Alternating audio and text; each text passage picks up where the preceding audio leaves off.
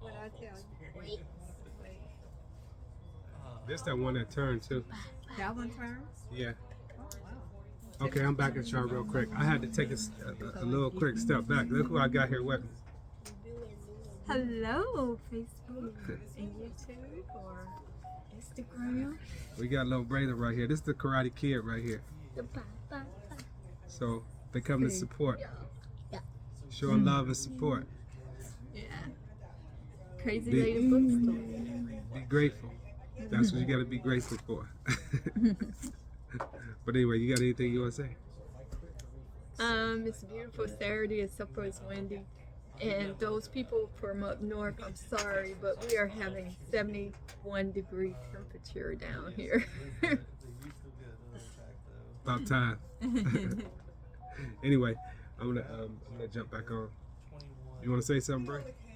They can see you. You got two cameras going. Say something, bro. That's enough for me being silly. He got. Anyway, we streaming live right now, so I told you I was gonna come back. It's gonna be silly. 3 damage. But anyway, come on, bro. I'm gonna go. I gotta get back in here. Come on. Come on, let's go get the book. I did not. I wanted to see my eyes through. And then the other one. He looking over here. I got two cameras going, so he looking at this camera and he trying to look at that one too. So I'm streaming off too. One will be for something different. The other one will be for the podcast itself. But anyway, we live. We at the Crazy Book Lady Bookstore, and we are talking about being grateful. So I'm grateful for these two right here. You know, obviously, she support me in everything I do. Hey, like I told you, you got to be grateful. One of the biggest things I told y'all this last week. I said one of the most important decisions that you're going to make in your entire life is who you plan to spend the rest of your life with. So you got to make sure you choose wisely. And you want to take that to prayer, and you want to take that to fasting. You want to find your godly woman or a godly man, either one. I was listening to this podcast the other day, and the guy said that Boaz, whoever the character Boaz is, I haven't read too much on it, was a good man. But Boaz had some cousins, broke ass,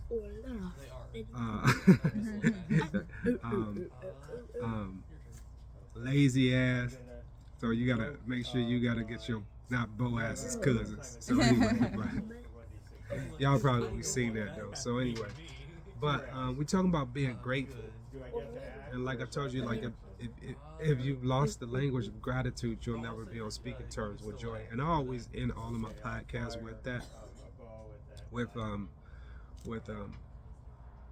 never let anybody steal your peace or your joy. That's super important. So, and it's the difference between happiness and joy. And happiness is very contingent on circumstances. You know, you can be happy, you know, about a new car. You can be happy about a new job. But joy is a spiritual thing that's inner, that's deeper than, you know, just being happy. Because no matter what, if you're ungrateful, you'll never be on speaking terms with joy, because everything that you looking at is circumstantial. Like when I look at, you know, what was causing me to be in a place where I felt some ungratefulness, it was more because I was looking at the circumstances of, you know, podcasts, books, this, that, and I wasn't being grateful for what I do have, which was, you know, causing me not to have the full joy that I needed to have. And like I say, when you put your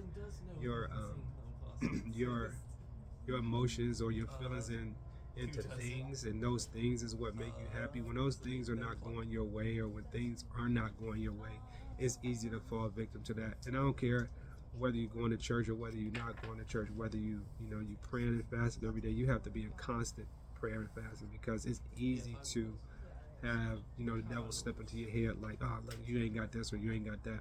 And then another thing too is, when you're grateful, it doesn't really matter about what you have or what you don't have, because if your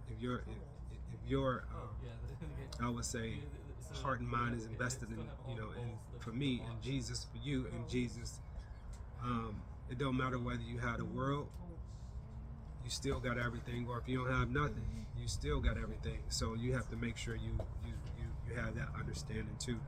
But like I say, for a period of time, for that entire week, I mean, I've been.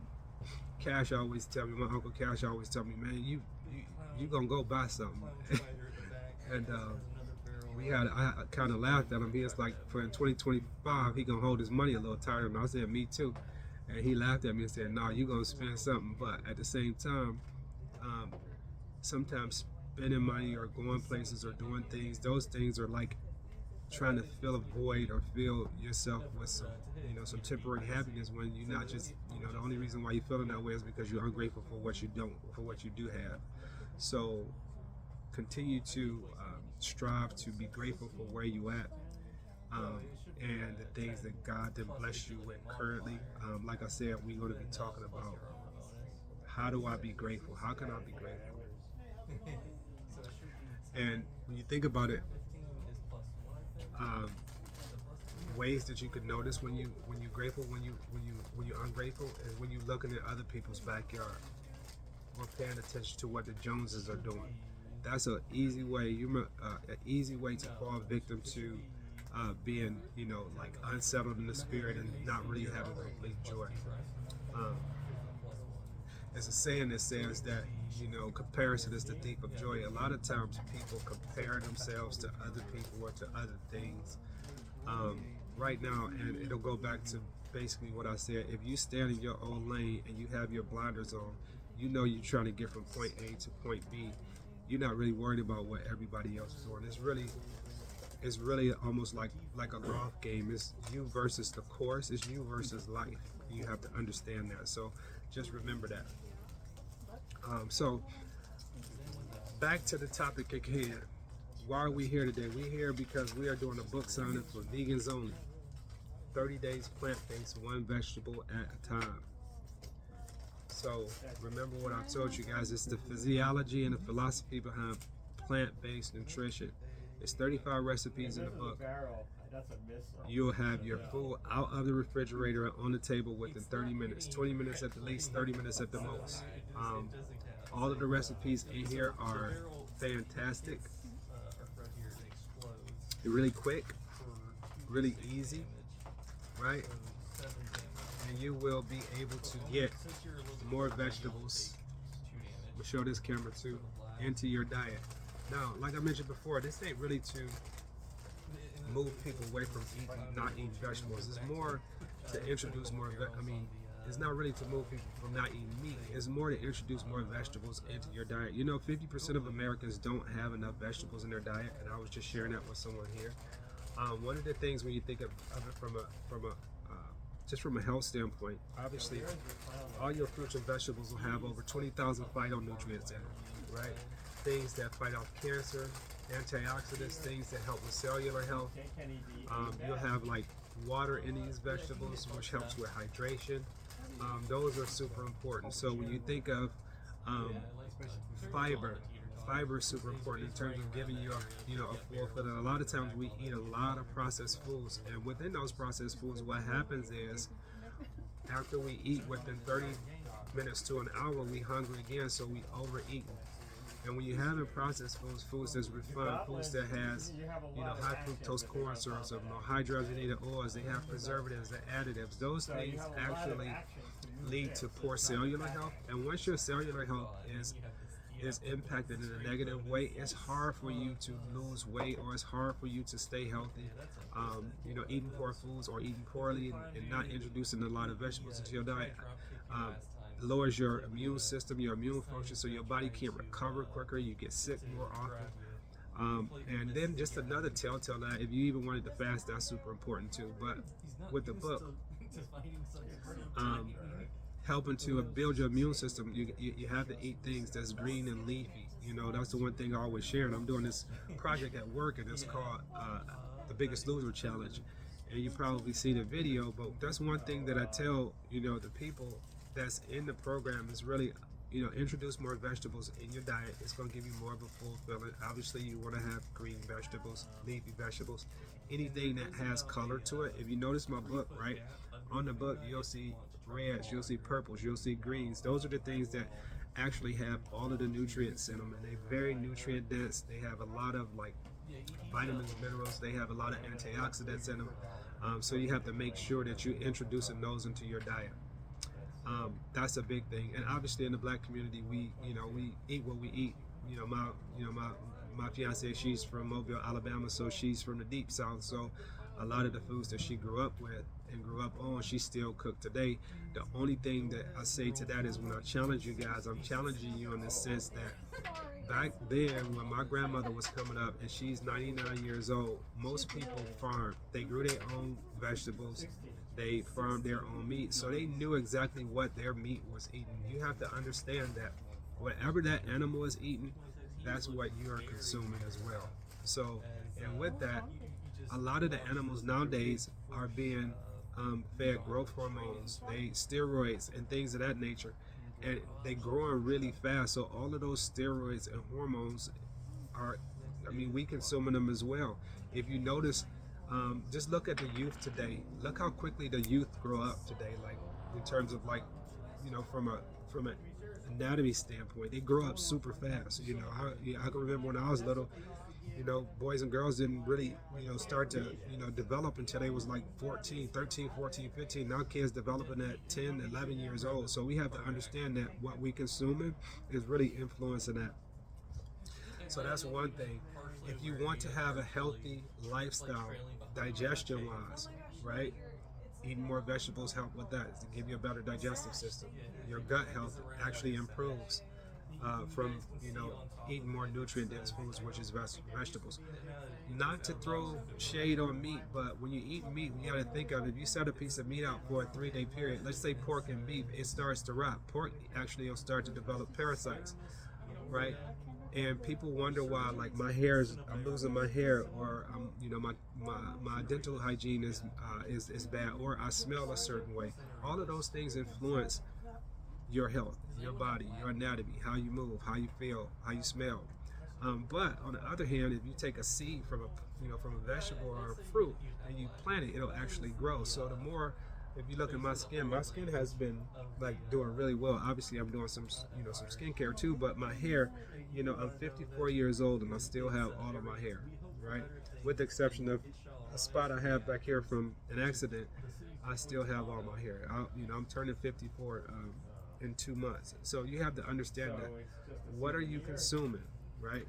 Remember, vegans only is not to change what you're doing from a meat standpoint. It's really to introduce more vegetables into your diet.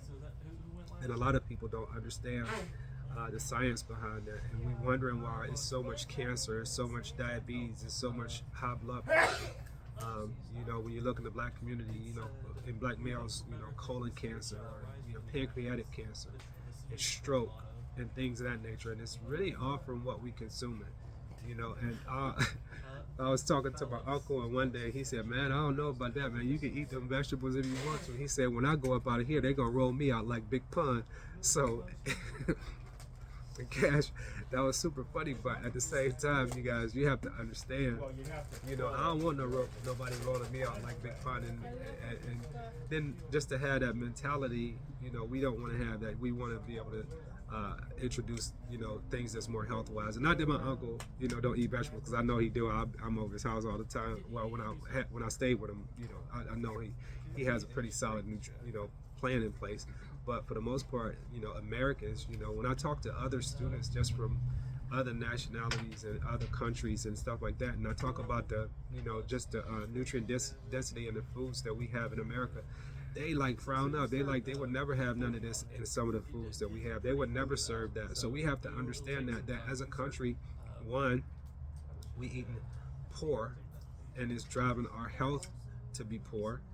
And then two, what we have to look at is from a health perspective. Like I told you guys on my last podcast, we have a health age and we have an actual age. Now, as we start to consume bad foods and poor nutritional quality, less nutrient-dense foods, we fry, we eating out every day, we not moving.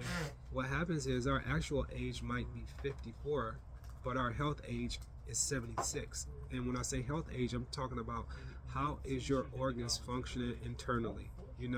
A guy shared with me the other day, and I kind of wrote this down too. He said, as within, so without. So how your body is functioning inside is how you're going to look outside, right? If you have poor nutritional quality because of what you're consuming, it is going to show up in the way you look, in the way you feel. Why are we here?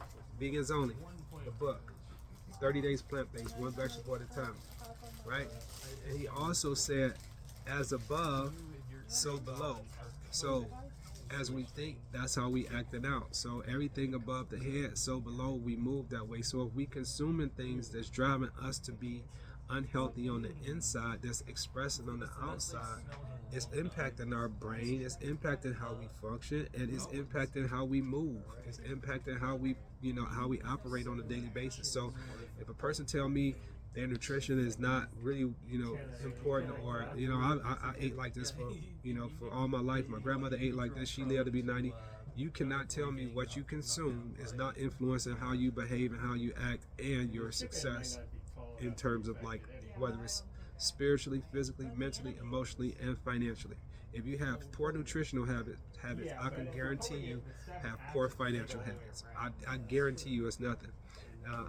It's nothing you can tell me that would alter that. In some form of way, if you have poor nutritional habits, you have poor spiritual habits. If you have poor nutrition habits, you have poor physical habits. It's influencing every area of our lives through what we consume. So you have to understand that. I think my brother Troy used to always tell me, so as a man thinketh, and so is he. I say, so as a man eateth, then so is he. So they say you are what you eat. So you have to understand that everything that we consume, it actually influences every area of our life. So I'm gonna get off my soapbox on that right there. So we back here again. We have Vegans Only, 30 days plant-based, one vegetable at a time. Remember, we're not trying to change you over from eating meat. We actually try to get you to understand the physiology, the philosophy behind plant-based nutrition, and how you introduce more vegetables into your diet. Remember that. So with that, I'm going to pause. I got some guests over here. Hey, how are you? I'm going to be back at y'all. Remember, I'm doing 20 minutes in, 20 minutes out. We'll be back at you. Peace.